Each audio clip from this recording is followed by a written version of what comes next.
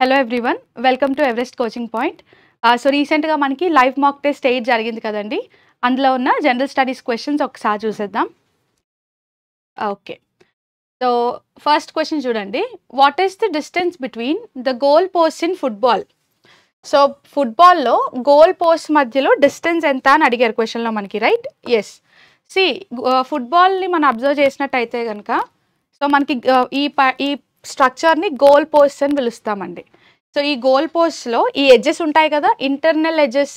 So ఈ edge 1కి edge 2కి మధ్యలో ఉన్న ఆ డిస్టెన్స్ ఎంత అని అడిగారు. సో డిస్టెన్స్ ఫీఫా రూల్స్ ప్రకారంగా తీసుకుంటామండి. సో ఫీఫా రూల్స్ ప్రకారంగా 7.32 మీటర్స్ అండి. సో ఎంత ఉంటుంది డిస్టెన్స్? ఒక ఎడ్జ్కి ఇంకొక ఎడ్జ్కి 7.32 meters. Okay, so this is the image of a goal post. So ఇమేజ్లో చూస్తున్నారు కదా, right.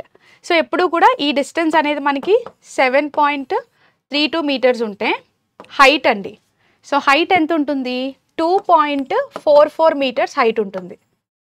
So height is 2.44 meters and ఒక ఎడ్జ్ నుంచి ఇంకొక ఎడ్జ్కి డిస్టెన్స్ ఈజ్ 7.32 మీటర్స్. సో ఒకవేళ మనం దీన్నే ఫీట్స్లో చెప్పాలంటే హైట్ 8 ఫీట్ అని చెప్పచ్చు. హైట్ ఎంత అండి? 8 ఫీట్ హైట్ అని చెప్పచ్చు.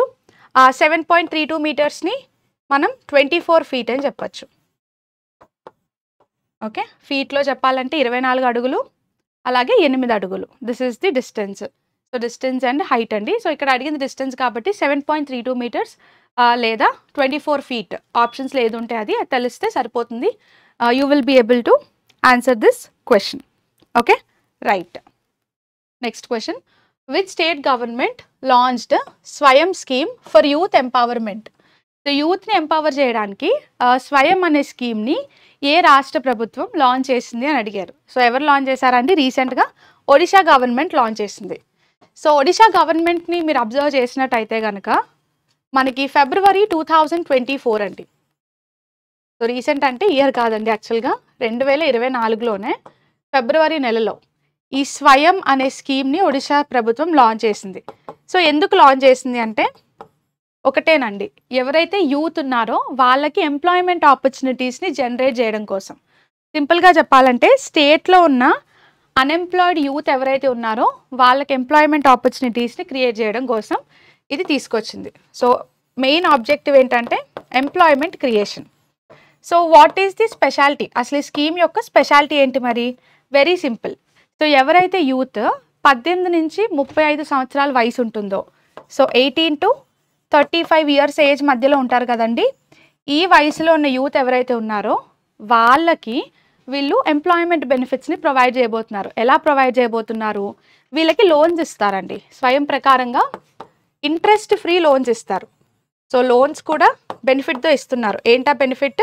ఇంట్రెస్ట్ ఫ్రీ లోన్స్, అది first benefit. So interest free loans ఎప్పుడైతే ఇస్తారో వాళ్ళు ఏదైనా బిజినెస్ స్టార్ట్ చేయాలన్నా, సెల్ఫ్ ఎంప్లాయ్మెంట్ ఆపర్చునిటీస్ని క్రియేట్ చేసుకోవాలన్నా వాళ్ళకి మంచి పాసిబిలిటీ ఉంటుంది. సో అందుకని ఇంట్రెస్ట్ వడ్డీ లేకుండానే లోన్స్ ఇస్తారు. అండ్ లోన్స్ ఎంతవరకు ఇస్తారు? ₹1,00,000 వరకు ఇస్తారండి. So loan amount up to 1 lakh. ₹1,00,000 వరకు లోన్ అనేది వీళ్ళకి ప్రొవైడ్ చేయడం జరుగుతుంది. So age criteria, loan amount అనేది తెలుసుకోవాలండి. అండ్ ఇంట్రెస్ట్ ఫ్రీ లోన్స్ అనేది స్పెషల్ ఫీచర్ ఇందులో. సరే, కమింగ్ టు దిస్ స్వయం స్కీమ్, ఇది కాకుండా ఇంకా ఏమైనా బెనిఫిట్స్ ఉన్నాయా? ఎస్. ఎవరైతే షెడ్యూల్డ్ కాస్ట్, షెడ్యూల్డ్ ట్రైబ్స్, అలాగే మహిళలు ఉన్నారో, సో ఎస్సీ, ఎస్టీ మరియు ఉమెన్ ఎవరైతే ఉన్నారో వీళ్ళకి ఇవి కాకుండా ఇంకొన్ని స్పెషల్ బెనిఫిట్స్ని కూడా ఒడిషా గవర్నమెంట్ ఆఫర్ చేస్తుంది స్వయం స్కీమ్ కింద. So that is another speciality అని చెప్పొచ్చండి. Okay, right. సో ఇది ఎవరు ఇంప్లిమెంట్ చేస్తున్నారు? So mission Shakti and skill development technical education department. It is implemented by mission Shakti. Mission Shakti, skill development and educational development department. So ఈ department అనేది మన స్వయం స్కీమ్ని implement చేయడం జరుగుతుంది. That is the speciality and features of the scheme. Okay, clear, right. So ఒక్క state తెలిసిన జనరల్గా మనకి స్కీమ్స్ అన్నప్పుడు నేషనల్ స్కీమ్స్ ఒక్కటే కాదండి, కరెంట్ అఫైర్స్ పాయింట్ ఆఫ్ వ్యూలో మనం చూస్తే ఎస్పెషలీ మన ఎస్ఎస్సి కండక్ట్ చేసే ఎగ్జామ్స్లో ఆ స్కీమ్స్ అనేవి స్టేట్కి రిలేటెడ్ స్కీమ్స్. అది బాగుంది రీసెంట్గా న్యూస్లో ఉంది అంటే స్టేట్ స్కీమ్స్ కూడా అడుగుతారు. సో డెఫినెట్గా గుర్తుండాలి మనకి. Okay right. నెక్స్ట్ క్వశ్చన్ చూద్దాం. కార్సోన్దాస్ ముల్జీ అండ్ దాదోబా పాండురంగ్. సో కార్సోన్దాస్ ముల్జీ మరియు దాదోబా పాండురంగ్ ఒక సంస్థతో అసోసియేట్ అయి ఉన్నారు. సో ఈ సంస్థ ఈవిల్స్కి అగేన్స్ట్గా పనిచేస్తూ క్యాస్ట్ సిస్టమ్ని అలాగే విడో రీమ్యారేజ్ ఈ రెండింటిని కూడా రిఫార్మ్ చేయడానికి ట్రై చేసింది. సో ఆ సంస్థ పేరేంటి అని అడిగారు. సో మనకి కార్సోన్దాస్ ముల్జీ దాదోబా పాండురంగ్ అన్న వెంటనే పరమహంస మాండలి గుర్తొస్తుంది, రైట్? బికాస్ ఇది ఆల్రెడీ మనం చూసాము, అలాగే జిఎస్ ప్రో క్లాసెస్లో కూడా చూసాం కదండి. Paramahansa Mandali is the answer for this question. So అయితే ఈ క్వశ్చన్కి చిన్న కాంట్రవర్సీ ఉందండి జనరల్గా, ఎస్పెషలీ ఇయర్. యాక్చువల్గా మనకి పరమహంస మాండలిని 1849లో ఎస్టాబ్లిష్ చేస్తారు. ఓకే, సో కార్సోన్దాస్ అలాగే దాదోబా కలిసి 1849లో పరమహంస మాండలి అనే సంస్థను ఎస్టాబ్లిష్ చేస్తారు. ఎందుకు ఎస్టాబ్లిష్ చేస్తారు? ఫస్ట్, కాస్ట్ని రిఫార్మ్ చేయాలి. 2, విడోస్కి రీమ్యారేజ్ని ప్రొవైడ్ చేసి వాళ్ళకి ఇంకో జీవితాన్ని ఇవ్వాలి. 3వది, రిలీజియస్ రిఫార్మ్స్, రిలీజన్లో ఏమైనా మార్చుకోవాల్సిన విషయాలు ఉంటే సొసైటీలో అటువంటి మార్పులు తీసుకురావాలి. సో ఇటువంటి ఒక రిఫార్మ్ సొసైటీని వీళ్ళు ఎస్టాబ్లిష్ చేశారు. సో మనకి కొన్ని ప్రీవియస్ ఇయర్ క్వశ్చన్స్ మీరు చూస్తే, ఈవెన్ మనకి అఫీషియల్ ఎస్ఎస్సి క్వశ్చన్ పేపర్స్లో కానీ కొన్ని సోర్సెస్లో మీరు చూస్తే యాక్చువల్గా మనకి అక్కడ 1840 అని ఉంటుందండి. సో మనం ఆ పాయింట్ ఆఫ్ వ్యూలో వెళ్ళినప్పుడు 1840 అని తీసుకుంటాము. బట్ యాక్చువల్గా ఎప్పుడు ఎస్టాబ్లిష్ చేశారంటే 1849. సో ఇయర్ అయితే 1849 కాబట్టి మనం ఇదే గుర్తుపెట్టుకుందాం. రైట్. సో 1849లో ఆ పర్పస్తో వీళ్ళిద్దరూ కలిసి ఎస్టాబ్లిష్ చేయడం జరుగుతుంది. So answer is option A అని చెప్పొచ్చు. సో ఎక్కడ ఎస్టాబ్లిష్ చేశారు? ముంబైలో. సంస్థని మహారాష్ట్రలో ముంబైలో ఎస్టాబ్లిష్ చేయడం జరుగుతుంది. క్లియర్? రైట్. ఒకసారి రిమైనింగ్ ఆప్షన్స్ చూద్దాం. ఆప్షన్ బి చూడండి, వీ హ్యావ్ ఆర్య సమాజ్. ఇక్కడ ఉన్న 3 ఇంపార్టెంట్ ఆప్షన్సే. సో ఆర్య సమాజ్ మనం అబ్జర్వ్ చేసినట్టయితే ఎవరు ఎస్టాబ్లిష్ చేస్తారండి? మన స్వామి దయానంద సరస్వతి ఎస్టాబ్లిష్ చేస్తారు. ఎప్పుడు? 1875లో. సో 1875లో దయానంద సరస్వతి ఎస్టాబ్లిష్ చేయడం జరుగుతుంది. That is about Arya Samaj. Next option అది కూడా ఇంపార్టెంటే. సో నెక్స్ట్ ఆప్షన్ ఏంటి మనకి ఇక్కడ? బ్రహ్మో సమాజ్. సో బ్రహ్మో సమాజ్ మనకి బాగా తెలుసు, ఎవరండి? రాజారాం మోహన్ రాయ్ గారు ఎస్టాబ్లిష్ చేస్తారు, right? So it was established by Rajaram Mohan Roy. And coming to the last option which is Ramakrishna Mission. Okay, yes, Rajaram Mohan Roy Brahma సమాజ్ని ఎప్పుడు ఎస్టాబ్లిష్ చేస్తారండి? 1828లో ఎస్టాబ్లిష్ చేస్తారు. అండ్ రామకృష్ణ మిషన్ని 1897లో మన స్వామి వివేకానంద గారు ఎస్టాబ్లిష్ చేయడం జరుగుతుంది. So this is by Vivekananda 1897. సో 4 ఆప్షన్స్ కూడా ఇక్కడ ఇంపార్టెంటే అండ్ డెఫినెట్గా తెలియాల్సిన ఆప్షన్స్ అండి. Okay right. Where is the రుమీ దర్వాజా లొకేటెడ్? సో రుమీ దర్వాజా ఎక్కడుంది అని అడిగారు. సో ఎక్కడుందండి? యాక్చువల్గా లక్నోలో లొకేట్ అయి ఉంది. సో మన ఉత్తరప్రదేశ్ అనే స్టేట్లో లక్నో అనే ప్రాంతంలో లొకేట్ అయి ఉంది. So option A is the answer. Now coming to this Rumi Darwaza. So ఒకసారి ఇమేజ్ చూడండి. సో చాలా బ్యూటిఫుల్గా ఉంటుంది. సో ఇమేజ్లో మనకు కనిపిస్తుంది ఇది ఒక ఎంట్రన్స్. దేనికి ఎంట్రన్స్ అంటే మనకి ఓల్డ్ లక్నో అండి. సో ఓల్డ్ లక్నో సిటీ ఏదైతే ఉందో దానికి ఇది ఒక ఎంట్రన్స్ లాగా పనిచేస్తుంది. సో అందుకని దర్వాజా అంటే జనరల్గా డోర్ లేదా ఎంట్రన్స్ కదా. సో ఎంట్రన్స్లా పనిచేస్తుంది. దీనికి రుమీ దర్వాజా అనే పేరు పెట్టుకున్నాం. అండ్ ఈ ఇమేజ్ని చూస్తే మనకు అర్థమవుతుంది ఇది చాలా బ్యూటిఫుల్గా డిజైన్ చేయబడిన కన్స్ట్రక్షన్ అండి ఇన్ అవర్ ఇండియా అని చెప్పచ్చు. సో ఇది అసలు దేన్ని డెమాన్స్ట్రేట్ చేస్తుంది? సో మనకు అప్పుడు 1784లో నవాబ్ అసఫుద్దౌలా, సో నవాబ్ ఉన్నారు కదండి, అసఫ్-ఉద్-దౌలా ఆయన కన్స్ట్రక్ట్ చేయిస్తారు. అసఫ్-ఉద్-దౌలా. సో దేని డిమాన్స్ట్రేట్ చేస్తుందంటే ఈ అసఫ్-ఉద్-దౌలా ఆ టైంలో రాజ్యంలో ఫెమైన్స్ వస్తాయండి. ఆ ఫెమైన్స్ని ఫైట్ చేయడానికి పీపుల్ పట్ల ఆయనకి ఎంత కమిట్మెంట్ ఉందో దాన్ని ఇండికేట్ చేయడానికి ఒక కన్స్ట్రక్షన్ ఉంటే బాగుంటుందని చేయిస్తారు. సో సింపుల్గా చెప్పాలంటే నవాబ్ ఎవరైతే ఉన్నారో ఆయన యొక్క కమిట్మెంట్ని ఇండికేట్ చేస్తుంది ఇది. దౌలా అనే నవాబ్ యొక్క కమిట్మెంట్ ఎవరి పట్ల కమిట్మెంట్? ఇక్కడ పీపుల్ పట్ల కమిట్మెంట్ అండి. ఓకే, సో దాన్ని ఇండికేట్ చేసేదే ఈ రూమీ దర్వాజా అనే construction. That is the speciality. But దీన్ని మనం ఎక్కడి నుంచి ఇన్స్పైర్ చేసుకున్నాం? సో దీన్ని ఎక్కడి నుంచి ఇన్స్పైర్ చేసుకుంటామండి మనం? యాక్చువల్గా మనకి ఇస్తాన్బుల్లో సబ్లైమ్ పోర్ట్ ఉంటుందండి. ఏముంటుంది? Sublime port. ఈ కన్స్ట్రక్షన్ ఉంటుంది. ఈ కన్స్ట్రక్షన్ ఎక్కడుందంటే టర్కీలో ఉంది. మనకి టర్కీలో ఇస్తాన్బుల్ ఉంది కదా, సో ఆ ఇస్తాన్బుల్ అనే ప్రాంతంలో ఇది లొకేట్ అయి ఉంది కన్స్ట్రక్షన్. సో దాని నుంచి ఇన్స్పైర్ అయ్యి 1784లో అలాంటిదే మన ఇండియాలో కూడా కన్స్ట్రక్ట్ చేస్తాం. సో దానికే మనం ఈ రూమీ దర్వాజా అనే పేరు పెట్టుకోవడం జరిగింది.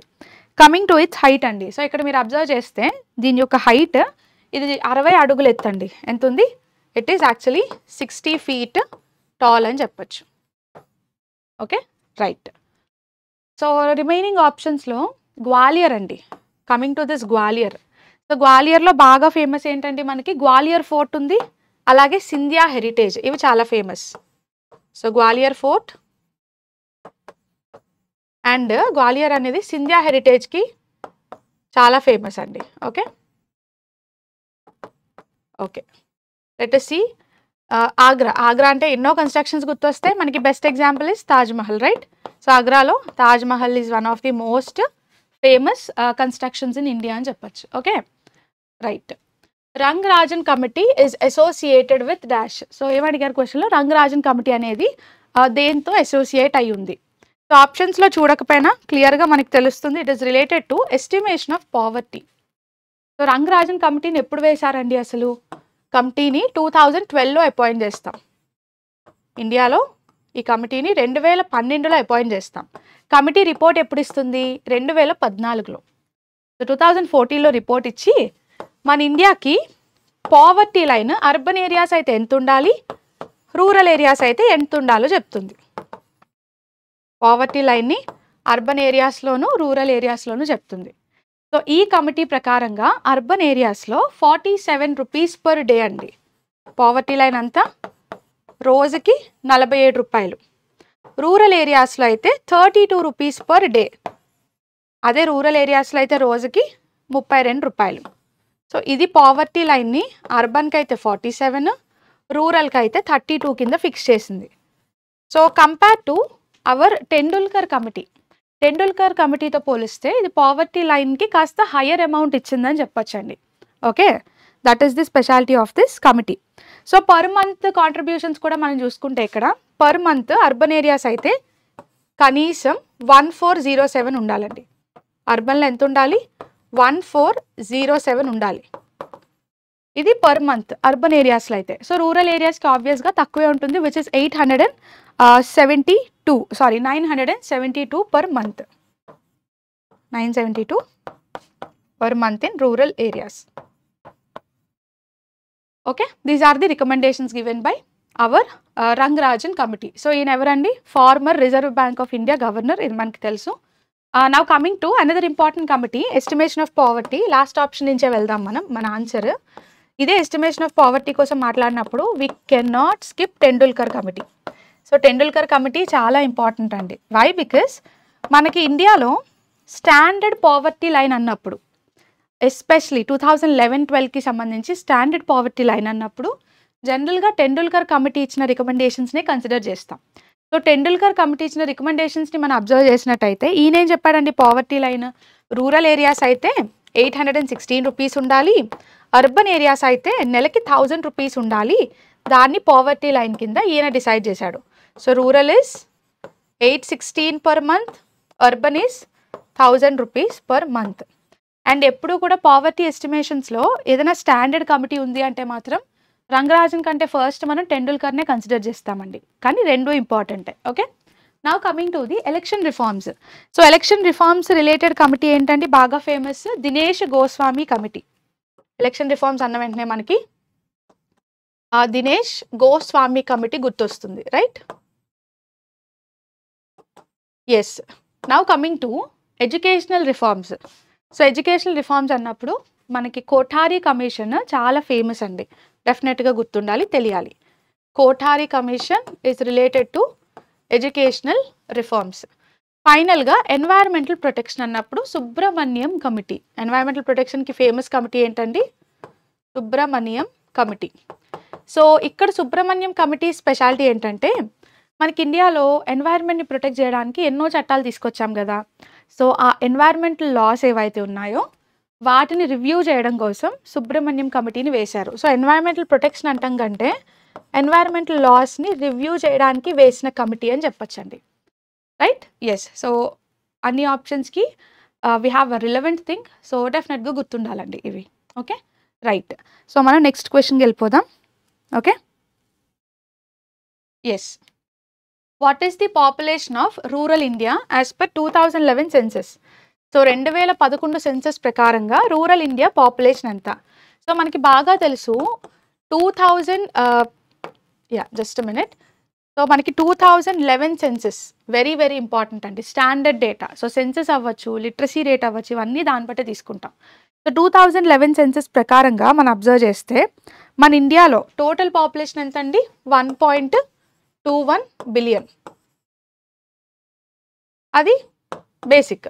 సో ఇందులో మనకి ఎక్కువ మంది రూరల్ ఏరియాస్లో ఉన్నారని తెలుస్తుంది. ఎలా తెలుస్తుందంటే క్వశ్చన్లో అడిగినట్టు 833 మిలియన్ పాపులేషన్. ఎంతమంది?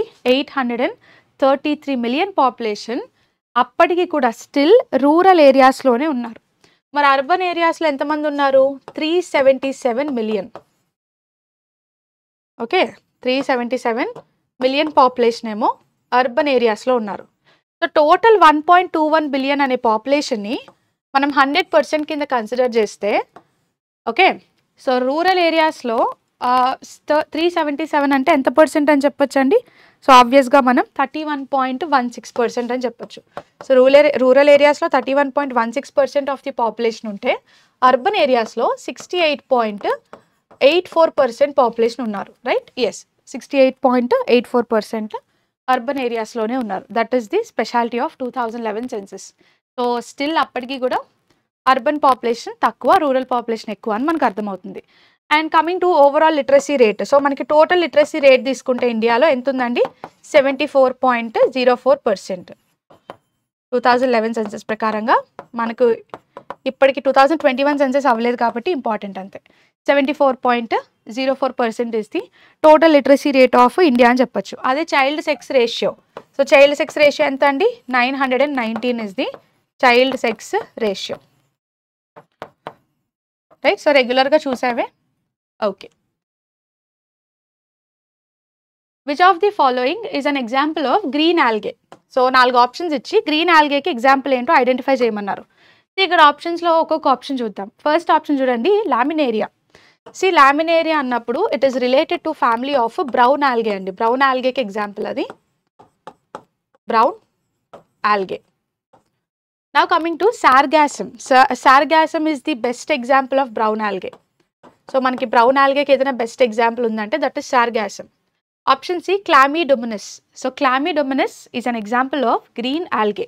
సో గ్రీన్ ఆల్గే అడిగారు కాబట్టి option C chlamydomonas is the answer. So coming to this chlamydomonas, ఇది క్లోరోఫైసియే అనే ఫ్యామిలీలోకి వస్తుంది. ఏ ఫ్యామిలీలోకి వస్తుందండి? క్లోరోఫైసియే లేదా క్లోరోఫైటా. క్లోరోఫైటా అంటే నథింగ్ బట్ గ్రీన్ ఆల్గేకి సైంటిఫిక్ నేమ్. సో ఈ క్లోరోఫైటా ఫ్యామిలీలోకి క్లామిడోమోనస్ని ఎగ్జాంపుల్గా తీసుకుంటాము. And what is the speciality of chlamydomonas అండి? ఇది ఒక యూనిసెల్యులార్ అండి. It is a unicellular organism. Mostly మీరు అబ్జర్వ్ చేస్తే క్లామిడోమోనస్ని ఇది ఫ్రెష్ వాటర్ ఎన్వైర్మెంట్స్లో కనిపిస్తుందండి. ఎక్కడ కనిపిస్తుంది? ఫ్రెష్ వాటర్ ఎన్వైర్మెంట్స్లో కనిపిస్తుంది. అండ్ దీనికి ఉన్న ఇంకొక లక్షణం ఏంటంటే ఇందులో chlorophyll A and chlorophyll B present అయి ఉంటాయండి. ఏముంటాయి? Chlorophyll A and chlorophyll B, ఈ రెండు కూడా మనకి క్లామిడోమోనస్లో కనిపిస్తాయి. ఇన్ఫ్యాక్ట్ చెప్పాలంటే నాట్ జస్ట్ క్లామిడోమోనస్ అండి, గ్రీన్ ఆల్గే అని మనం దాన్ని పిలుస్తున్నామంటేనే దాని పేరు క్లోరోఫైటా లేదా క్లోరోఫైసియే. సో క్లోరో అంటే మనకు ఆ గ్రీన్ రావడానికి రీజన్ ఏంటండి? బీటో కెరటిన్ అండ్ క్లోరోఫైటా ఉండడం వల్ల, క్లోరోఫిల్ ఉండడం వల్ల. So chlorophyll A, chlorophyll B అనేవి గ్రీన్ ఆల్గేస్లో జనరల్గా కనిపిస్తాయి. అందులో ఎగ్జాంపుల్ కాబట్టి ఈ కామన్ ఫీచర్స్ అనేవి మనకి మన ఆన్సర్ అయిన క్లామిడోమోనస్లో కూడా కనిపిస్తూ ఉంటాయి. రైట్? సో జనరల్గా మన ఆల్గేని డివైడ్ చేయాలని అనుకున్నప్పుడు ఎస్. సో మనం ఆల్గేని డిఫరెంట్ టైప్స్లోకి ఒకవేళ డివైడ్ చేయాలని అనుకుంటే మేజర్గా 3 టైప్స్లోకి డివైడ్ చేయొచ్చండి. ఒకటేమో గ్రీన్ ఆల్గే, ఇంకొకటి రెడ్ ఆల్గే, ఇంకొకటి బ్రౌన్ ఆల్గే. సో గ్రీన్ ఆల్గేని ఏమని పిలుస్తాము? క్లోరోఫైటా అని పిలుస్తాం. Green algae is known as chlorophyta. Red ఆల్గేని ఏమని పిలుస్తాము? రోడోఫైటా అని పిలుస్తాం. Red algae is known as rhodophyta, ఇదొక రకం. అండ్ బ్రౌన్ ఆల్గేని ఏమని పిలుస్తామండి? Phaeophyta, right? Yes. So brown algae is also known as phaeophyta. Sorry, it's phaeophyta అండి. ఓకే, ఎస్, ఫెయోఫైటా అని పిలుస్తాం. సో ఇందులో మనకి క్వశ్చన్లో సర్గాసం, లామినారియా అలాగే ఫ్యూకస్ ఏదైతే ఉందో ఈ 3 కూడా మనకి ఫెయోఫైటాలోకి వస్తాయి. అంటే బ్రౌన్ ఆల్గేలో రకాలు ఇవి. ఒక్క క్లామిడోమోనస్ మాత్రమే గ్రీన్ ఆల్గేలోకి వస్తుంది. So that is the answer for this question. So green ఆల్గేకి ఇంకొక బెస్ట్ ఎగ్జాంపుల్ అంటే స్పైరోగైరా అని చెప్పొచ్చండి. ఏమని చెప్పొచ్చు? Spirogyra is another example of green algae. Best example అండి. అండ్ మన బ్రౌన్ ఆల్గే ఆల్రెడీ ఎగ్జాంపుల్స్ చూసాం. Fucus, laminaria, sargassum. రెడ్ ఆల్గేకి ఎగ్జాంపుల్ మనం చెప్పాలి అంటే we can say pyrophyra. Okay, pyrophyra is the example of one of the examples, good examples of red algae అని చెప్పొచ్చు. Okay, right. It's pyro or porphyra. Yes,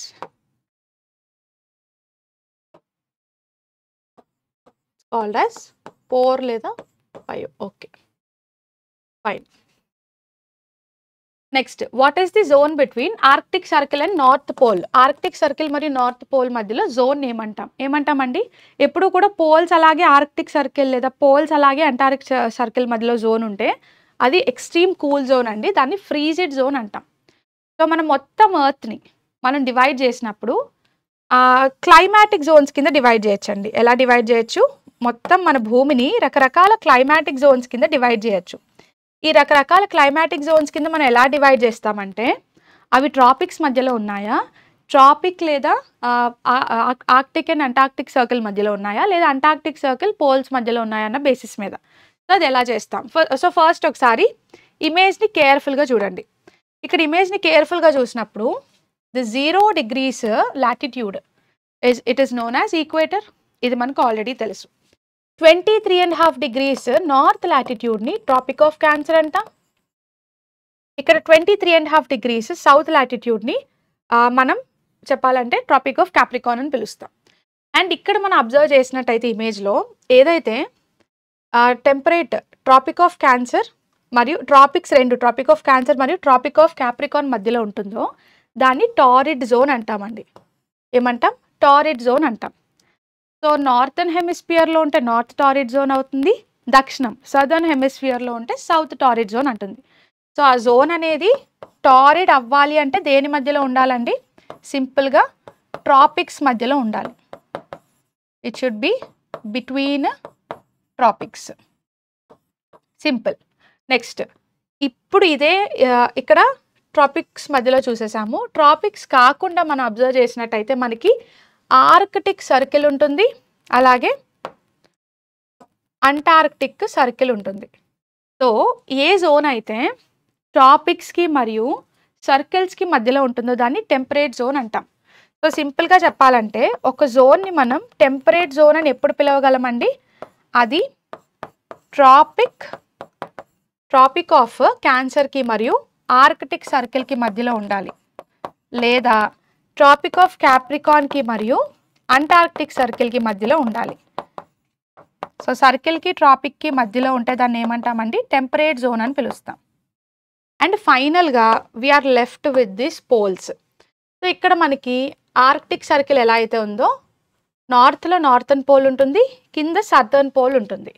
so Antarctic సర్కిల్కి southern పోల్కి మధ్యలో ఉంటే సౌత్లో ఉంది కాబట్టి సౌత్ ఫ్రీజిడ్ జోన్, నార్త్లో Arctic circle ఉంటుంది మనకి. సో ఆర్కిటిక్ సర్కిల్కి ఈ నార్త్ పోల్కి మధ్యలో ఉంటే దాన్ని నార్త్ ఫ్రీజిడ్ జోన్ అని పిలుస్తామండి. Okay, right, just minute.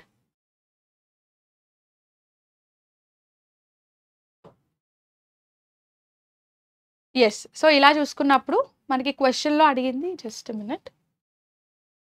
మనకి క్వెషన్‌లో అడిగింది క్లియర్‌గా ఆర్క్టిక్ సర్కిల్ నార్త్ పోల్ కాబట్టి ఫ్రీజిడ్ జోన్. ఇంకా స్పెసిఫిక్‌గా చెప్పాలంటే నార్త్ ఫ్రీజిడ్ జోన్ అండి. ఓకే. సో, టారిడ్ జోన్ ఎక్కడుంటుందో అర్థమైంది. ఎక్కడుంటుందండి? ట్రాపిక్స్ మధ్యలో ఉంటుంది. నార్త్ టెంపరేట్ జోన్ అయితే మన నార్త్ ట్రాపిక్ ఆఫ్ క్యాన్సర్‌కి మరియు మన సర్కిల్స్‌కి మధ్యలో ఉంటుంది. సౌత్ టెంపరేట్ జోన్ అయితే సౌత్‌లో ఉన్న ట్రాపిక్ ఆఫ్ క్యాప్రికాన్‌కి మరియు అంటార్క్టిక్ సర్కిల్‌కి మధ్యలో ఉంటుంది. Simple. So, these are the climatic zones అండి. సో, ఇదొక్కటి మనకి ఐడియా ఉంటే ఈ టైప్ ఆఫ్ క్వెషన్ ఏదైనా ఈజీగా ఆన్సర్ చేయగలుగుతాం. Okay. Right. Which of the following is a palaeolithic site of archaeological importance in India? So, ఇక్కడ మనకి 4 ఆప్షన్స్ ఇచ్చారు. ఇందులో పాలియోలిథిక్ సైట్ ఏంటి? అది ఐడెంటిఫై చేయండి అని అడిగారు. సో, ఇక్కడ ఒక్కొక్క ఆప్షన్ చూద్దాం. Coming to the first option which is Chirand. So, Chirand ఎక్కడుందండి? Chirand is located in Bihar. So, బీహార్లో ఉన్న ఇంపార్టెంట్ నియోలిథిక్ సైట్ అండి ఇది. కొన్నిసార్లు చాల్కోలిథిక్ అంటాము, కొన్నిసార్లు నియోలిథిక్ అంటాము. So, Chirand is neolithic site located in Bihar. Coming to Burzahom. Burzahom ఎక్కడుందండి? వెరీ ఫేమస్ కాశ్మీర్లో ఉన్న one of the important neolithic site. So, Burzahom is located in Kashmir అని చెప్తాము. ఇది ఏ కాలానికి సంబంధించింది అంటే న్యూ స్టోన్ ఏజ్కి సంబంధించింది, అంటే నియోలిథిక్కి ఎగ్జాంపుల్ ఇది. Next coming to Hunasagi. So, option C is our answer. Why? Because ఇక్కడ మనకు అడిగింది పాలియోలిథిక్ సైట్ కోసం.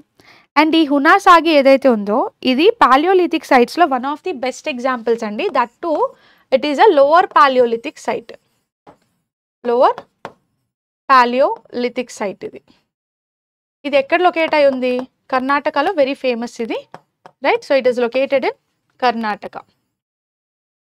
క్వశ్చన్లో మనకు కావాల్సింది కూడా పాలియోలిథిక్ సైటే కాబట్టి ఆన్సర్ ఏమైపోతుంది? Option C Hunasagi is the correct answer for this question. ఇంకా అందులోనూ స్పెసిఫిక్గా కావాలంటే లోవర్ పాలియోలిథిక్ అని చెప్పొచ్చు. సో, లొకేషన్ ఇంపార్టెంట్ అండి, Karnataka. And finally coming to the location called Mehrgarh. So, మనకి మెహర్గర్ యాక్చువల్గా ఎక్కడ లొకేట్ అయి ఉందండి? పాకిస్తాన్లో ఉంది. పాకిస్తాన్లో మనకి బలోచిస్తాన్ అనే ప్రావిన్స్ ఉంటుంది కదండి, అక్కడ లొకేట్ అయి ఉన్న సైటే Mehrgarh. So, Mehrgarh is an example of neolithic sites. Okay. So, Mehrgarh అన్నప్పుడు it is a very good examples. It is related to neolithic site. So, ఇక్కడ అన్ని ఆప్షన్స్లో కల్లా మెహర్గర్ చాలా ఇంపార్టెంట్ అని చెప్తాం. Why is it very important అంటే మనకి అగ్రికల్చర్ జరిగిందనడానికి ఎర్లియస్ట్ ఎవిడెన్స్ క్లియర్గా మెహర్గర్ అనే ప్రాంతంలో అగ్రికల్చర్ చేశారు మ్యాన్ అని ఎర్లీ అగ్రికల్చర్ జరిగినడానికి క్లియర్ ఎవిడెన్స్ మనకి మెహర్గర్లో దొరికింది. సో, అగ్రికల్చర్ ఎవిడెన్సెస్కి ఎర్లీ అండ్ బెస్ట్ ఎవిడెన్స్ ఏదైనా ఉందంటే దట్ ఈస్ మెహర్గర్ అండి. అందుకని it is a important location అని చెప్తాం. Okay. Right. Price control and rationing are direct control measures to check dash. So, ప్రైసెస్ని కంట్రోల్ చేయడానికి ట్రై చేయడం లేదా రేషనింగ్ చేయడం అనేది దేనికి ఎగ్జాంపుల్స్, అంటే దేనికి మెథడ్స్? ఇది మనకి బాగా తెలుసు, ఇన్ఫ్లేషన్ని కంట్రోల్ చేయడానికి పనిచేస్తాం. బికాజ్ రేషనింగ్ అంటే అర్థం ఏంటండి? ప్రైస్ కంట్రోల్ అంటే మీకు తెలుసు, ధరల్ని కంట్రోల్ చేయడానికి ట్రై చేస్తున్నాం. డైరెక్ట్గా మీనింగ్ అందులోనే ఉంది. రేషనింగ్ అంటే అర్థం కన్జ్యూమర్ యొక్క డిమాండ్ని కంట్రోల్ చేయడం. ఏం చేయాలండి? కన్జ్యూమర్ యొక్క డిమాండ్ ఏదైతే ఉందో దాన్ని కంట్రోల్ చేయడానికి ట్రై చేస్తే దాన్ని రేషనింగ్ అంటాం. సో, ఈ రెండు ఎందుకు చేస్తాం? ఎకానమీలో ఇన్ఫ్లేషన్ బాగా పెరిగిపోతున్నప్పుడు, ధరలు మన చేయి దాటిపోతున్నాయని అనిపించినప్పుడు వీటిని కంట్రోల్ చేయాలంటే అయితే డిమాండ్ని కంట్రోల్ చేయాలి, లేదా డైరెక్ట్గా ప్రైజెస్ని కంట్రోల్ చేయడానికి ట్రై చేస్తాం. సో, ఈ రెండు కూడా ఇన్ఫ్లేషన్ కంట్రోల్లో భాగం. సో, ఇన్ఫ్లేషన్ అంటే అర్థం ఏంటండి? కంటిన్యూయస్గా ప్రైజెస్ అనేవి రైజ్ అవ్వడం, దాన్ని ఇన్ఫ్లేషన్ అంటాం. ఇక్కడున్న రిమైనింగ్ ఆప్షన్స్ 4 కూడా వెరీ ఇంపార్టెంట్ అండి. ఇన్ఫ్లేషన్కి ఎగ్జాక్ట్గా ఆపోజిటే డీఫ్లేషన్. డీఫ్లేషన్ అంటే అర్థం ఏంటండి? Fall in prices. ధరలు అనేవి పడిపోతున్నాయి అనుకోండి, కంటిన్యూస్గా ధరలు పడిపోతే దాన్ని డీఫ్లేషన్ అంటాం, which is exactly opposite to the concept called inflation. So, first 2 options కూడా ఇంపార్టెంటే. Coming to disinflation. So, disinflation అనేది ఇన్ఫ్లేషన్కి ఆపోజిట్ కాదండి. మరి డిస్ఇన్ఫ్లేషన్ అంటే అర్థం ఏంటి? డిస్ఇన్ఫ్లేషన్ అంటే అర్థం ఇన్ఫ్లేషన్ ఇంకా కంటిన్యూ అవుతుంది, కానీ రేట్ ఆఫ్ ఇన్ఫ్లేషన్ కాస్త తగ్గింది. సో, రేట్ ఆఫ్ ఇన్ఫ్లేషన్లో ఎప్పుడైతే కాస్త డిక్రీజ్ కనిపిస్తుందో ఆ సిచ్యువేషన్ని డిస్ఇన్ఫ్లేషన్ అంటాం. దాని అర్థం ఏంటంటే ఒక 8% ఉన్న ఇన్ఫ్లేషన్ స్టిల్ ఇన్ఫ్లేషన్ ఉంది, కానీ ఆ ఇన్ఫ్లేషన్ ఒక 7%కో 7.5%కో వచ్చింది. That is disinflation. So opposite అని చెప్పలేం కదా, ఆపోజిట్ అంటే మాత్రం ఎప్పుడు డిఫ్లేషనే రావాలండి. నెక్స్ట్ ఫైనల్గా రీఫ్లేషన్. సో మనకి కొంతకాలం వరకు ఎకానమీలో కంటిన్యూస్గా డిఫ్లేషన్ జరిగింది అనుకోండి, ఆ డిఫ్లేషన్ తర్వాత మళ్ళీ ధరలు ఎప్పుడైతే పెరగడం స్టార్ట్ అవుతాయో స్లోగా, దాన్ని రీఫ్లేషన్ అంటాం. సో రీఫ్లేషన్ అంటే ఎకానమీ ఏదైనా కారణం వల్ల స్లో డౌన్ జరిగి ఒక ఎకనామిక్ స్లో డౌన్ జరిగి ఉంటుంది కదా, అటువంటి ఎకనామిక్ స్లో డౌన్ జరిగిన తర్వాత మళ్ళీ గ్రాడ్యువల్గా ప్రైస్ అనేది ఇంక్రీజ్ అయితే దాన్ని రీఫ్లేషన్ అని పిలుస్తాం. ఓకే, సో 4 కూడా important options. Right.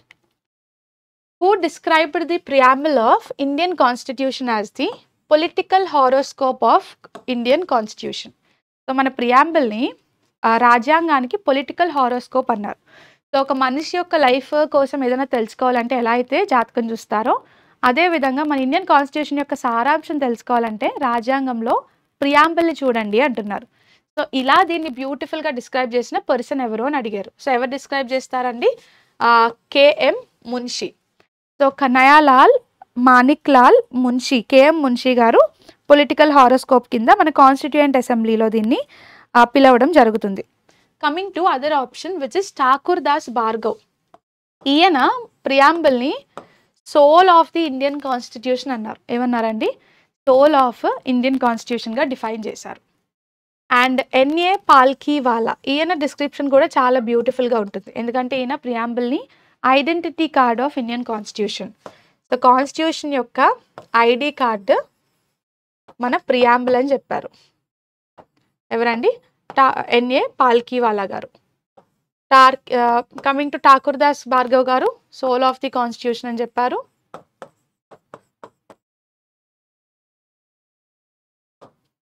Right. And coming to BR Ambedkar, ఈయన అంత ఇంపార్టెంట్ స్టేట్మెంట్ ఏమి ఇవ్వలేదు, కానీ ఈయన ఒక దానికోసం మాత్రం ఇంపార్టెంట్ స్టేట్మెంట్ ఇచ్చారు. ఏంటండి అది? ఆర్టికల్ 32 కోసం. సో ఈయన మన ఫండమెంటల్ రైట్స్లో ఉన్న ఆర్టికల్ 32ని heart and soul of Indian constitution అని డిఫైన్ చేశారు.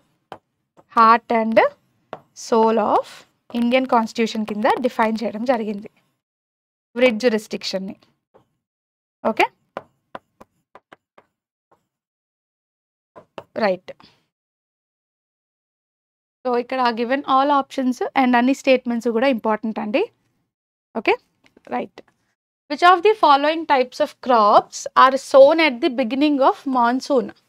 సో మాన్సూన్ సీజన్ స్టార్టింగ్లో ఏ క్రాప్స్ వేస్తారండి? ఖరీఫ్ క్రాప్స్. మనకి బాగా తెలుసు కదా, ఖరీఫ్ క్రాప్స్ని మాన్సూన్ సీజన్ అని ఎందుకు అంటామంటే వాటి యొక్క సీడ్స్ అనేవి రెయినీ సీజన్లో సో చేస్తారు. సో దీన్ని జనరల్గా సో చేసేది రెయినీ సీజన్ ఖరీఫ్ క్రాప్స్ని, అదే హార్వెస్ట్ చేసేది మాత్రం వింటర్ సీజన్. హార్వెస్ట్ ఎప్పుడు చేస్తారండి? వింటర్లో చేస్తారు. Coming to remaining options. Now we have this zaid crops which is option A. Zaid crops అన్నప్పుడు మనకి బాగా తెలుసు దీస్ ఆర్ సమ్మర్ క్రాప్స్ అని చెప్పొచ్చండి. జైద్ క్రాప్స్ అంటే ఏంటండి? These are summer crops. ఎందుకు సమ్మర్ క్రాప్స్ అంటున్నాం? ఎందుకంటే వీటిని సో చేసేది సమ్మర్లో, బట్ హార్వెస్ట్ చేసేది ఎప్పుడండి? హార్వెస్ట్ చేసేది మాత్రం rainy season. Almost rainy season దగ్గరలో కానీ లేదా ఆ తర్వాత కూడా హార్వెస్ట్ చేయొచ్చు. Coming to rabi crops. So rabi crops ఎప్పుడు సో చేస్తారు? వింటర్లో సో చేస్తారు. సో దీన్ని వింటర్ క్రాప్స్ అంటాము. సో సీడ్ని విత్తనం వేసేదేమో వింటర్లో, బట్ హార్వెస్ట్ చేసేదేమో అరౌండ్ సమ్మర్లో. సో ఇక్కడ మనకు అడిగింది మాన్సూన్ సీజన్లో బిగినింగ్ అప్పుడు సో చేసే క్రాప్ కాబట్టి most suitable answer would be the kharif crops. Option D, it is not relevant to the question. The pietra dura or coloured stone. So pietra dura లేదా coloured stone inlay work on marble became very popular in days of. So Mughals టైంలో pietra dura art and architecture చాలా famous అయిందండి. అందులోనూ స్పెసిఫిక్గా ఎవరి కాలంలో famous అయింది? ఎవరండి? షాజహాన్ టైంలో బాగా ఫేమస్ అవుతుంది ఇది. సో ఆన్సర్ ఏంటి? Option B, Shahjahan is the correct answer. So pietra dura form అంటే అర్థం ఏంటండి? సో ఇందులో ఏం చేస్తారంటే మార్బుల్ ఉంటుంది కదా, సో మార్బుల్లో చాలా జాగ్రత్తగా వీళ్ళు precious stones mostly semi precious stones ఉంటాయి కదా, వాటిని నీట్గా కార్వ్ చేస్తారు. సో వాటిని మార్బుల్లో ఫిక్స్ చేస్తారనమాట. దాన్నే పీట్రా డూరా వర్క్ అని పిలుస్తారు. సో దీన్ని బాగా యూజ్ చేసింది, పాపులరైజ్ చేసింది లేదా ఇంట్రడ్యూస్ చేసింది మాత్రం మనం డెఫినెట్గా ఎవరని చెప్పొచ్చండి, షాజహాన్ అని చెప్పి క్రెడిట్ ఇవ్వచ్చు. Okay, that is the speciality of this art form. Okay, ఇది అసలు ఏ టైప్ ఆఫ్ ఆర్ట్ అండి? యాక్చువల్గా అయితే ఇది మనకి ఇటాలియన్ ఫార్మ్ ఆఫ్ ఆర్ట్ అండి. ఎందులోకి వస్తుంది? Italian form of art. So అక్కడి నుంచి షాజహాన్ తీసుకొని దీన్ని ఎందులో యూజ్ చేశారు బాగా? తాజ్మహల్లో. సో తాజ్మహల్లో, ఆగ్రాలో ఉన్న తాజ్మహల్ మనం అబ్జర్వ్ చేసినట్టయితే ఈ మార్బుల్లో సెమీ ప్రిషియస్ స్టోన్స్ తీసుకొని వాటిని యూజ్ చేస్తూ ఇంటీరియర్ వర్క్ అంతా చేయించడం మనకి బాగా కనిపిస్తుంది. Okay, that is call this pietra dura అని చెప్పొచ్చు. ఇంకా ఏముంటాయి ఇందులో అంటే కొన్ని జామెట్రిక్ ప్యాటర్న్స్ ఉంటాయి, ఫ్లోరల్ ఇమేజెస్ ఉంటాయి. సో ఫ్లోరల్ జామెట్రిక్ ప్యాటర్న్స్తో డిజైన్స్ చేశారండి. దట్ ఈస్ ది ఫీచర్, ఒక లక్షణం అని చెప్పచ్చు ఆర్ట్లో. సరే, రిమైనింగ్ ఆప్షన్స్ చూద్దాం. Coming to Akbar. So Akbar బాగా దేనికి ఫేమస్ అండి? జిల్ ఏ ఇలాహి. సో ఈయన జిల్ ఏ ఇలాహి అనే రిలీజన్ని ఇంట్రడ్యూస్ చేశాడు. That is popularised by Akbar అని చెప్పచ్చు. Now coming to Aurangzeb. So Aurangzeb సంబంధించి ఏదైనా బాగా స్పెషల్ ఉందంటే అందులో ఫస్ట్ ఏంటంటే ఈయన ఏదైతే ప్రీవియస్ రూలర్స్ రిలీజియస్ టాలరెన్స్ని స్టార్ట్ చేశారో అక్బర్ టైంలో, దాన్ని పూర్తిగా రివర్స్ చేశాడండి. సో అక్బర్ ఏం చేస్తాడు? వచ్చినప్పుడు జిజియా లాంటి ట్యాక్సెస్ని స్టాప్ చేస్తాడు. ఈయన ఏం చేస్తాడు? మళ్ళీ రీఇంట్రడ్యూస్ చేస్తాడు. ఇంకోటి ఏంటంటే లాస్ట్ పవర్ఫుల్ రూలర్ అని కూడా చెప్తాం ఔరంగజేబ్ని, last powerful ruler of Mughal empire అని చెప్తాం. అది ఇంకొక స్పెషాలిటీ అండి. Okay, right. Consider the following statements. So 2 statements ఇచ్చారు, కరెక్ట్ కావాలా ఇన్కరెక్ట్ కావాలా? సో కరెక్ట్ స్టేట్మెంట్ని ఐడెంటిఫై చేయమన్నారు. Warm blooded animals can remain active in cold environment in which cold blooded animals can hardly move. కరెక్టా? Yes. So మనకి warm blooded and cold blooded 2 రకాల animals ఉంటాయి. Warm blooded ఎలా ఉంటాయండి? Temperature ఎలా ఉన్నా సరే దానికి తగ్గట్టు ఇంటర్నల్ బాడీ హీట్ని అడ్జస్ట్ చేసుకుంటాయి. అడ్జస్ట్మెంట్స్ బాగా చేసుకోగలుగుతాయి కాబట్టి వెదర్ అనేది బాగా చల్లగా ఉన్నా సరే, ఎన్వైర్న్మెంట్ కోల్డ్గా ఉన్నా సరే అవి యాక్టివ్గా ఉండగలుగుతాయి. అదే కోల్డ్ బ్లడెడ్ యానిమల్స్ అంటే అవి వెదర్కి తగ్గట్టు ఇంటర్నల్గా అన్ని అడ్జస్ట్మెంట్స్ చేసుకోలేవండి. సో డెఫినెట్గా వింటర్స్ టైంలో వాతావరణం బాగా చల్లగా ఉన్నప్పుడు మూవ్ అవ్వడానికి కూడా చాలా కష్టపడుతూ ఉంటాయి. సో వార్మ్ బ్లడెడ్ యానిమల్స్, ఈ 2 స్టేట్మెంట్స్ కూడా ఫస్ట్లో కరెక్ట్ కాబట్టి ఫస్ట్ ఆప్షన్ స్టేట్మెంట్ సరిపోద్ది. Second statement humans are cold blooded. అవునా? తప్పు కదా, అబ్సల్యూట్లీ రాంగ్. హ్యూమన్స్ ఎవరండి? Warm blooded animals.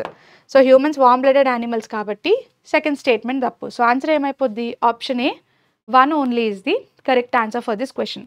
సో జనరల్గా మనకి హ్యూమన్స్, బర్డ్స్ ఇవన్నీ కూడా వార్మ్ బ్లడెడ్ యానిమల్స్ అండి.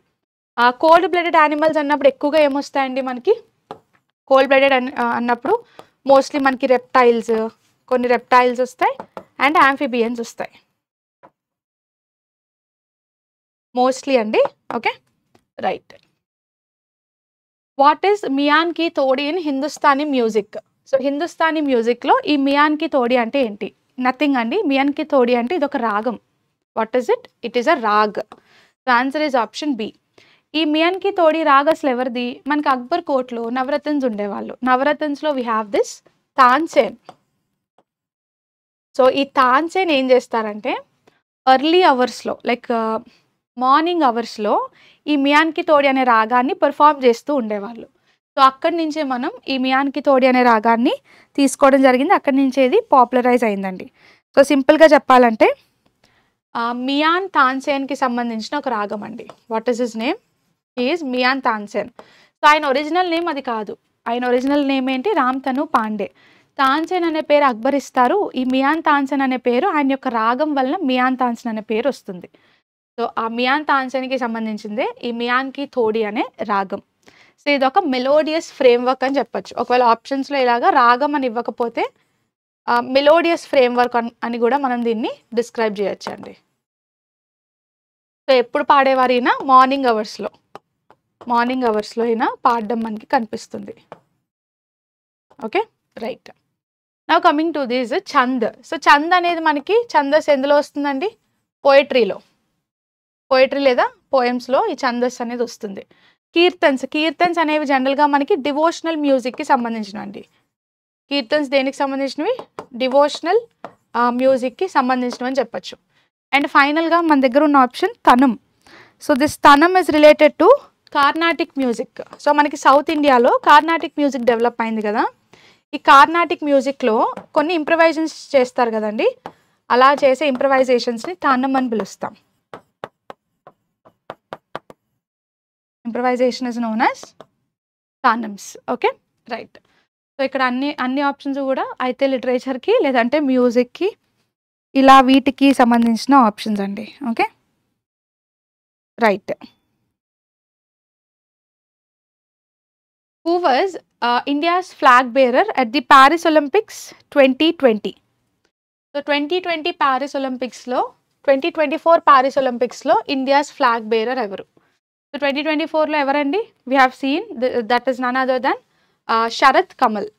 సో శరత్ కమల్ గారు 2024 ప్యారిస్ ఒలింపిక్స్ ఓపెనింగ్ సెరమనీకి ఫ్లాగ్ బేరర్ అండి. ఏ సెరమనీకి? Flag bearer of opening ceremony in Olympics. So opening సెరమనీలో మనం అబ్జర్వ్ చేయొచ్చు, we have Sharath Kamal and PV Sindhu. ఇద్దరు కూడా మనకి ఓపెనింగ్ సెరమనీ దగ్గర కనిపిస్తారు. Okay yes, PV Sindhu and Sharath Kamal. So 2024 Paris Olympics ఎక్కడ అయ్యాయి? ఫ్రాన్స్ ప్యారిస్లో అయ్యాయి. Coming to the next option అండి, who is Bajrang Punia. So Bajrang Punia ఎవరండి? He's a wrestler. సో ఈయన ఒక రెస్లర్ అండ్ ఈయన ఫ్లాగ్ బేరర్ ఆఫ్ 2020 ఒలింపిక్స్. 2020లో మనకి టోక్యో ఒలింపిక్స్ జరుగుతాయి కదా, సో ఆ 2020 టోక్యో ఒలింపిక్స్లో flag bearer is Bajrang, one of the flag bearers Bajrang Punia అని చెప్పొచ్చు. And option C we have Chirag Shetty. So Chirag Shetty అంత మేజర్ ఫ్లాగ్ బేరర్ అయితే కాదండి, బట్ ఎస్ ఆయన ఎవరు అని అన్నప్పుడు మాత్రం we can say he is a badminton player, right? Yes, he is a badminton player. Coming to our answer, that is Sharath Kamal. So Sharath Kamal, yes, obviously opening ceremony flag bearer and in ever andi aslu table tennis player kada. So he's a famous player of table tennis. Now coming to 2024 Olympics closing ceremony. So ide 2024లో Olympics close అవుతున్నప్పుడు ceremony అవుతుంది కదా, ఈ closing సెరమనీలో ఎవరండి flag bearers? ఆబ్వియస్గా we have different names which is PR Sreejesh and Manu Bhaker and PR Sreejesh ఇద్దరు కూడా క్లోజింగ్ సెరమనీకి ఫ్లాగ్ బేరర్స్ అని చెప్పచ్చు, right? Yes. Who has won the Nobel peace prize in 2024? So 2024లో నోబెల్ పీస్ బహుమతిని ఎవరు గెలుచుకున్నారు? సో ఎవరు గెలుచుకున్నారండి? ఆబ్వియస్గా నిహోన్ హిదాన్ క్యో. ఎవరండి? Option A is the answer. నిహోన్ హిదాన్ quo గెలుచుకోవడం జరిగింది. సో ఎందుకు గెలుచుకున్నారు? న్యూక్లియర్ వెపన్స్ని అబాలిష్ చేయడానికి చాలా ఎఫర్ట్స్ పెట్టారని చెప్పచ్చు. So what is the purpose? Abolition of nuclear weapons. So Nihon గారిని మీరు అబ్జర్వ్ చేసినట్టయితే నాట్ జస్ట్ ఫర్ కంట్రీ, ప్రపంచవ్యాప్తంగా కూడా న్యూక్లియర్ వెపన్స్ ఇలా విపరీతంగా డెవలప్ అవ్వడం అనేది ఎంత థ్రెట్టో ఆ థ్రెట్ని అడ్వకేట్ చేయడానికి ట్రై చేశారు. అండ్ ఆ థ్రెట్ అనేది ప్రమాదం కాబట్టి అబాలిష్ చేయాలి న్యూక్లియర్ వెపన్స్ అని దాని వైపు చాలా ఎఫర్ట్స్ పెట్టారండి. అందుకని పీస్ బహుమతి ఇచ్చాం 2024లో. Now coming to remaining options, ఇక్కడున్న అదర్ 3 ఆప్షన్స్ కూడా చాలా important. Why very important? John హాప్ఫీల్డ్కి కూడా 2024లోనే నోబెల్ ప్రైజ్ వస్తుంది. జియోఫ్రీ హింటన్కి కూడా 2024లోనే నోబెల్ ప్రైజ్ ఇచ్చారు. అండ్ విక్టర్ ఆంబ్రోస్కి కూడా 2024లోనే నోబెల్ ప్రైజ్ ఇచ్చారు. సో విక్టర్ ఆంబ్రోస్కి ఏ ఫీల్డ్లో ఇచ్చారండి? మెడిసిన్ లేదా ఫిజియాలజీ. సో మెడిసిన్ ఫీల్డ్లో నోబెల్ ప్రైజ్ అందుకున్నారు. And John Hopfield and Geoffrey Hinton ఇద్దరూ కూడా మనకి ఫిజిక్స్ 2024 ఫిజిక్స్లో నోబెల్ బహుమతిని అందుకున్నారు. So all are related to 2024. So important, right? Judges of supreme court are appointed by president, అంతే కదా? సో సుప్రీంకోర్టు జడ్జెస్ని పేరుకి ఎవరు అపాయింట్ చేస్తారు అంటే మాత్రం ఫార్మల్గా రాజ్యాంగం ప్రెసిడెంట్ అనే చెప్పింది. సో ప్రెసిడెంట్ అపాయింట్ చేస్తారు. ఏ ఆర్టికల్ కింద అని అడిగారు. ఏ ఆర్టికల్ కింద అపాయింట్ చేస్తారు? ఆబ్వియస్గా article 124 clause 2. Option D is the answer. So మనకి కాన్స్టిట్యూషన్లో ఆర్టికల్ 124 ఏం చెప్తుందండి? మన ఇండియాకి సుప్రీం కోర్ట్ ఉండాలి ఆ సుప్రీం కోర్ట్‌కి సంబంధించిన అపాయింట్మెంట్స్ అంశాలన్నీ కూడా ఆర్టికల్ 124 మాట్లాడుతుంది. సో, ఈ ఆర్టికల్ 124లో క్లాజ్ 1 మీరు అబ్జర్వ్ చేయండి. ఆర్టికల్ 124 క్లాజ్ 1 ఏం చెప్తుందంటే, ఇండియాలో సుప్రీం కోర్ట్ ఏదైతే ఉందో దానికి చీఫ్ జస్టిస్ ఉండాలి. సో, సుప్రీం కోర్ట్‌లో చీఫ్ జస్టిస్ ఆఫ్ ఇండియా కోసం మాట్లాడుతుంది. ప్లస్ అదర్ జడ్జెస్‌కి సంబంధించిన అంశాలు కూడా ఆర్టికల్ 124 క్లాజ్ 1 మాట్లాడుతుంది. Article 124 clause 2 which is our answer. ఇదేం చెప్తుంది? వీళ్ళని అపాయింట్ చేసేది ప్రెసిడెంట్ అని చెప్తుంది. దాంతోపాటు వీళ్ళు ఆఫీస్లో 65 ఇయర్స్ వరకు ఉంటారు. వన్స్ అపాయింట్ చేస్తే జడ్జెస్ 65 సంవత్సరాలు నిండే వరకు ఆఫీస్లో ఉంటారని చెప్తుంది. 124 clause 2. Next coming to 124 clause 3. ఇది దేనికోసం మాట్లాడుతుందంటే, ఒక మనిషి సుప్రీంకోర్టు జడ్జ్ కింద అపాయింట్ అవ్వాలంటే దానికి క్వాలిఫికేషన్ ఉండాలి కదా. సో, దానికి సంబంధించిన క్వాలిఫికేషన్ క్రైటీరియా కోసం మాట్లాడుతుంది. 124 క్లాజ్ 3 క్వాలిఫికేషన్స్ కోసం మాట్లాడుతుంది. అండ్ 124 క్లాజ్ 4 ఇది కూడా important because it talks about the removal. So, judges యొక్క రిమూవల్ ప్రాసెస్ కోసం మాట్లాడేది 124 క్లాజ్ 4 అనే ఆర్టికల్. Okay, right. సో, ఇవన్నీ ఇంపార్టెంటే, గుర్తుండాలి. కమింగ్ టు అదర్ 224 క్లాజ్ 1 ఇదేం చెప్తుందండి? హైకోర్టులో అడిషనల్ జడ్జెస్ని అపాయింట్ చేయడం కోసం మాట్లాడుతుంది. దేనికోసం? 224 అంటేనే హైకోర్టుకి వెళ్ళిపోయినట్టు. హైకోర్టులో అడిషనల్ జడ్జెస్, అది కూడా అడిషనల్ జడ్జెస్ యొక్క అపాయింట్మెంట్ కోసం మాట్లాడుతుంది.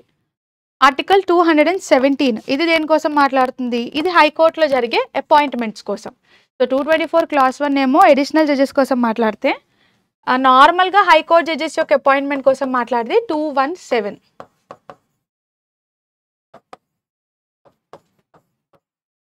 అండ్ ఫైనల్గా ఆప్షన్ సి ఆర్టికల్ 21 ఇదేం చెప్తుందండి? రైట్ టు లైఫ్ ఉంది, అలాగే personal liberty. So, right to life and personal liberty కోసం మాట్లాడేది article 21. Okay, which of the following statements most accurately describes Saturn? So, మన ప్లానెట్స్లో సాటర్న్ని డిస్క్రైబ్ చేసే యాక్యురేట్ స్టేట్మెంట్ లేదా కరెక్ట్ స్టేట్మెంట్ ఏంటి? యాక్యురేట్ అన్నారు, సో జాగ్రత్తగా చూద్దాం. It's a cloud like outer regions consist of methane in the gaseous and ammonia in crystalline form. కరెక్టా? కాదు. ఎందుకంటే మనం సాటర్న్ని అబ్జర్వ్ చేసినట్టయితే దాని చుట్టూ రింగ్స్ ఉంటాయి, గ్యాసెస్ ఉంటాయని మనకు తెలుసు. బట్ అక్కడ బాగా ఎక్కువ సంఖ్యలో దొరికేవి ఏంటండి? Hydrogen and helium. So, hydrogen హీలియంతో పాటు మనకి ఇక్కడ మీథేన్ కూడా కనిపిస్తుంది, but it is not accurate. So, first statement తప్పు. It surface is red in colour. Red అస్సలు కాదు. ఈ రెడ్డిష్ కలర్ అని చెప్పడానికి మనకి మార్స్ని డిస్క్రైబ్ చేస్తుందండి. రెడ్డిష్ కలర్ సర్ఫేస్ అనేది జనరల్గా మార్స్ గ్రహానికి ఆ కలర్ ఉంటుంది. సాటర్న్కి మనకి ఏముంటుంది? ఎల్లోయిష్ బ్రౌన్ ఉంటుంది కొంచెం.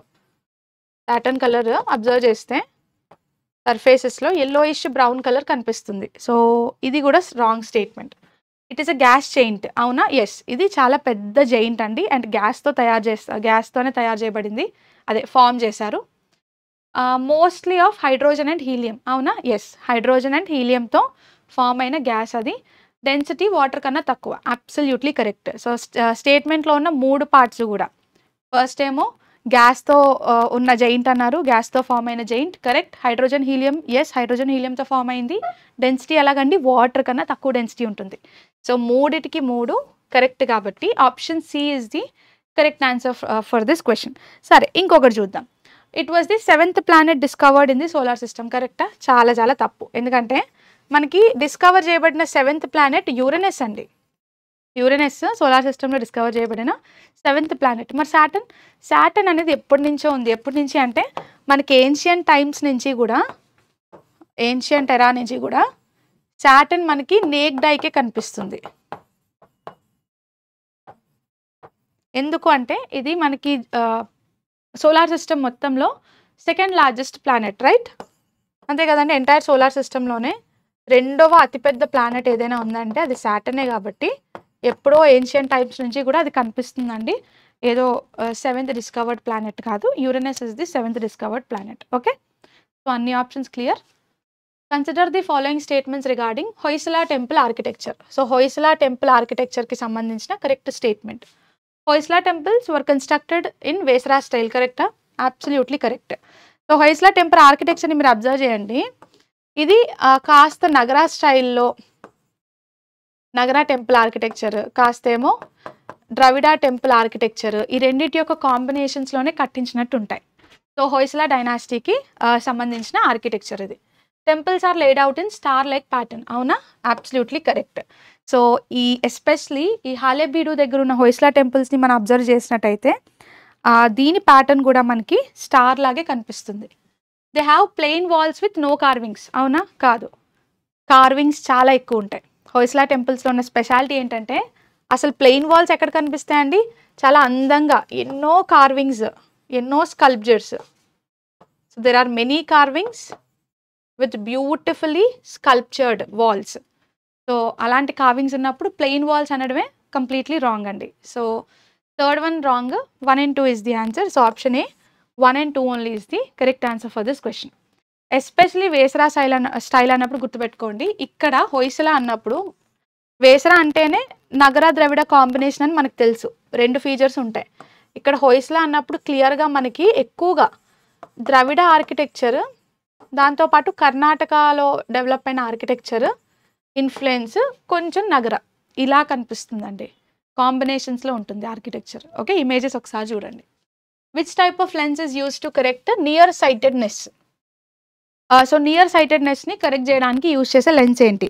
సో ఇక్కడ నియర్ సైటెడ్నెస్ని ఏమంటామండి? ఫస్ట్ అయితే మనం మయోపియా అని పిలుస్తాం. It's known as myopia.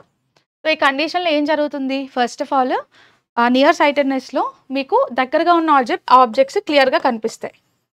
So near objects ఎలా ఉంటాయండి? క్లియర్గా ఉంటాయి. మరి ప్రాబ్లం ఏంటి?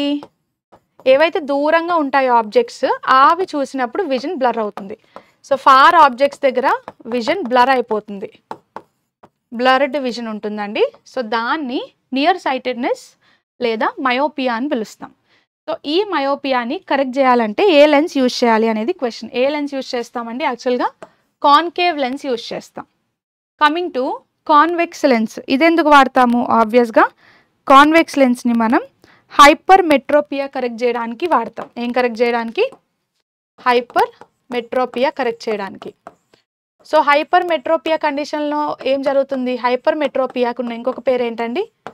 Far sightedness. అంటే దూరంగా ఉన్న ఆబ్జెక్ట్స్ క్లియర్గా కనిపిస్తాయి, దగ్గరగా ఉన్న ఆబ్జెక్ట్స్ బ్లర్ అవుతూ ఉంటాయి. అందుకని దాన్ని కరెక్ట్ చేయాలంటే కాన్వెక్స్ లెన్స్ కావాలి. ఫైనల్గా మనకి ఇక్కడ ఇంకొక ఆప్షన్లో సిలిండ్రికల్ లెన్స్ ఉన్నాయి. సిలిండ్రికల్ లెన్స్ అసలు ఇంపార్టెంటా? ఎక్కడైనా వాడతామా అంటే ఆస్టిగ్మాటిజం అనే కండిషన్ని క్యూర్ చేయడానికి వాడతామండి. దేని క్యూర్ చేయడానికి? ఆస్టిగ్మాటిజం అనే కండిషన్ని క్యూర్ చేయడానికి వాడేది cylindrical lens. Okay, Harivarasanam award is given in the field of music by which of the following state government? So ఏ రాష్ట్ర ప్రభుత్వం హరివరాసనం అవార్డుని ఇస్తుంది? సో ఎవరో కాదండి, కేరళ ప్రభుత్వం ఇస్తుంది. So answer is option A, Kerala. What is this award? ఈ అవార్డ్ అనేది ఎవరైతే మ్యూజిక్ ద్వారా వాళ్ళ యొక్క మ్యూజిక్ని యూజ్ చేస్తూ యూనివర్సల్ బ్రదర్హుడ్ని ప్రమోట్ చేయడానికి ట్రై చేస్తూ ఉంటారో, పీస్ని తీసుకురావడానికి ట్రై చేస్తూ ఉంటారో, అటువంటి వాళ్ళ కోసం ఈ హరివరాసనం అనే అవార్డ్ని కేరళ ప్రభుత్వం ఇస్తూ ఉంటుందండి.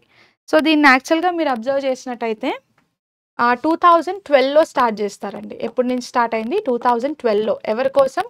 ఎవరైతే సెక్యులరిజంని, సో అన్ని రిలీజియన్స్ని సమానంగా చూస్తూ సెక్యులరిజంని మరియు బ్రదర్హుడ్ని, యూనివర్సల్ బ్రదర్హుడ్ని ప్రమోట్ చేయడానికి ఏం యూజ్ చేయాలి? కండిషన్ మ్యూజిక్ ద్వారా చేస్తూ ఉంటారో వాళ్ళకి ఇచ్చే అవార్డు ఇది. ఎక్కడ ఇస్తారు అనేది ఇంపార్టెంట్.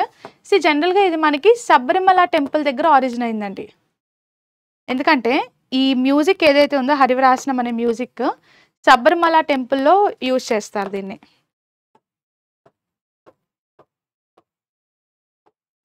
కేరళలో ఉన్న శబరిమల ఆలయం ఏదైతే ఉందో అక్కడ డెవలప్ అయిన మ్యూజిక్ అండి. సో అందుకనే ఆ హరివరాసనం అనే ఒక సాంగ్ ఉంటుంది. Yes, if I'm not wrong, there is a song, devotional music అనమాట. సో ఆ ఫేమస్ డివోషనల్ సాంగ్ నుంచే ఈ హరివరాసనం అనే పేరు తీసుకొని దానికి అవార్డుకి ఈ నేమ్ పెట్టడం జరిగింది. That is the speciality of this award. సరే, ఎప్పుడు స్టార్ట్ అయింది? 2012లో ఎవరు ఇస్తారు అంటే Kerala government. Remaining we don't have such things. Banking regulation act was passed in. So banking regulation act ఎప్పుడు పాస్ చేశారు మనకి ఎప్పుడంటే 1949లో అండి. So answer is option C. So జనరల్గా మనం మన ఎంటైర్ ఎకానమీలో లేదా ఎంటైర్ ఇండియాలో అబ్జర్వ్ చేసినట్టయితే బ్యాంక్స్ని రెగ్యులేట్ చేయడానికి ఫస్ట్ మనకి రిజర్వ్ బ్యాంక్ని రెగ్యులేట్ చేయడానికి ఏం చేశారు, reserve bank of India act తీసుకొస్తారు. 1934లో ఆర్బీఐని ఎస్టాబ్లిష్ చేయడానికి ఆర్బీఐ యాక్ట్ 1934 తీసుకొస్తారు. తీసుకొచ్చిన తర్వాత ఆ ఆర్బీఐని ఎప్పుడు నేషనలైజ్ చేస్తారు, 1949లో ఆర్బీఐని నేషనలైజ్ చేస్తారు.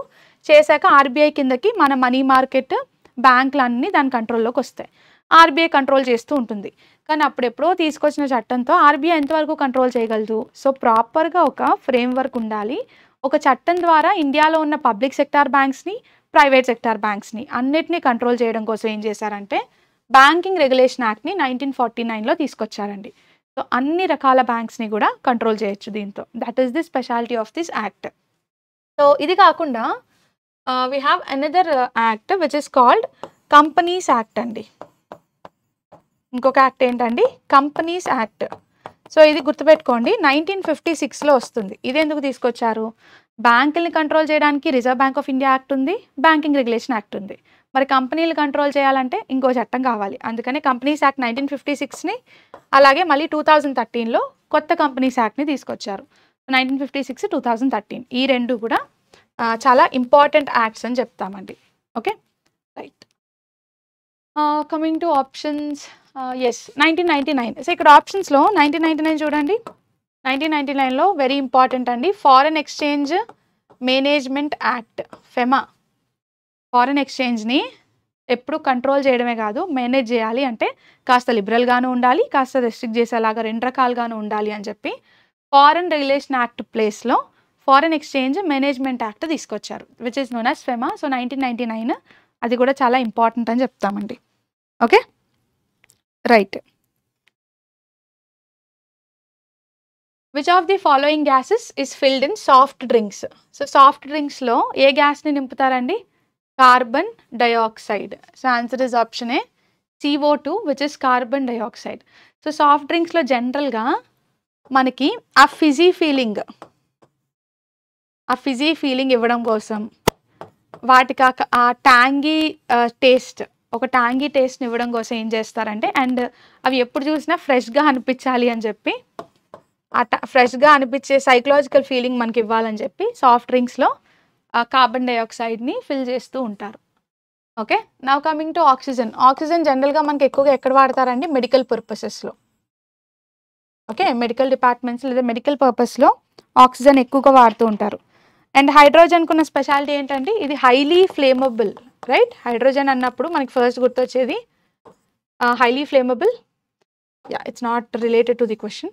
Next coming to the nitrogen. సి మనకి ఎప్పుడు కూడా నైట్రోజన్ అని అన్నప్పుడు ఇది ఎక్కడ యూజ్ చేస్తారంటే బీర్లో యూజ్ చేస్తారండి. Okay nitrogen is generally used in bears. So CO2 ఏమో సాఫ్ట్ డ్రింక్స్లో, నైట్రోజన్ ఏమో బీర్స్లో. సో ఏదైతే మనం జనరల్గా రెస్పిరేషన్లో బయటకు పంపించాలో దాన్ని మనం డ్రింక్స్ రూపంలో కన్జ్యూమ్ చేస్తున్నట్టు. Okay the Padmashri awardee 2016 Gulabo Sapera is known as the queen of.